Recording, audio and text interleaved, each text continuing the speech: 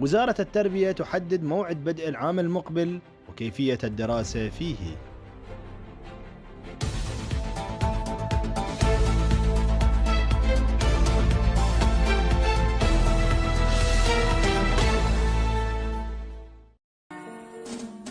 اهلا بكم في قناة وظائف واخبار العراق، وياكم خالد اليساري. قبل البدء في تفاصيل الفيديو الرجاء الاشتراك في القناة وتفعيل زر الاشعارات لتصلكم الاخبار العاجلة لحظة بلحظة، ولا تنسون تعطون اعجاب للفيديو ليصل لاكبر عدد من الناس ويستفادون منه. اكد مدير عام تربية الرصافة الثانية عضو هيئة الرأي في وزارة التربية قاسم العقيلي أن الوزارة ستتجاوز ما فشلت به أوروبا، مبينا أبرز عقبات بدء العام الدراسي. وذكر العقيلي في تصريح صحفي أن الموعد قرر بشكل مبدئي، ولدينا أفكار لبدء العام الدراسي، وكثير من الأمور تتوقف على قرارات خلية الأزمة، لأن جائحة كورونا لا زالت شديدة الوطأ على العالم كله، وهناك تجارب في دول الجوار أو أوروبا فشلت، وملتزمين بقرارات اللجنة.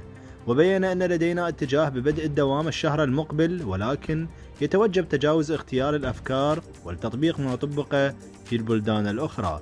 وربما يكون التعليم الإلكتروني خيار وفيه سلبيات كثيرة مثل المناطق النائية وكثير من العوائل توفير هذه الخدمة. هناك تعاون بين منظمات دولية واليونيسيف ودورات تدريبية للعمل بهذه المنصات الإلكترونية، ولكن ليس متيسرا للعوائل الفقيرة تقسيم الأسبوع بين الطلبة أو تقسيم المدارس.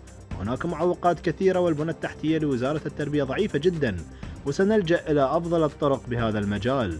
وأضاف أن المشكلة في توفير مكان مناسب للطلبة والتباعد النموذجي هذه المشكلة، وليس تقليل الدرس، والمشكلة في عدد الطلاب المتزايد والبنى التحتية، ومدارس فيها 3 دوامات في مدرسة واحدة، وربما حتى التقليص للطلبة لا ينفع معها، ونحتاج إلى بنايات أخرى.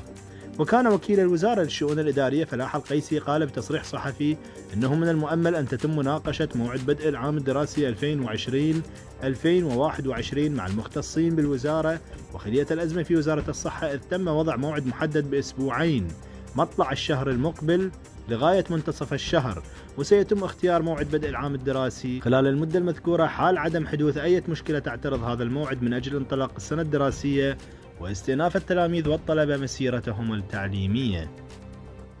برأيكم ما هو الأنجح، هل التعليم الإلكتروني أم الدوام بالتناوب؟ شاركونا آراءكم بالتعليقات.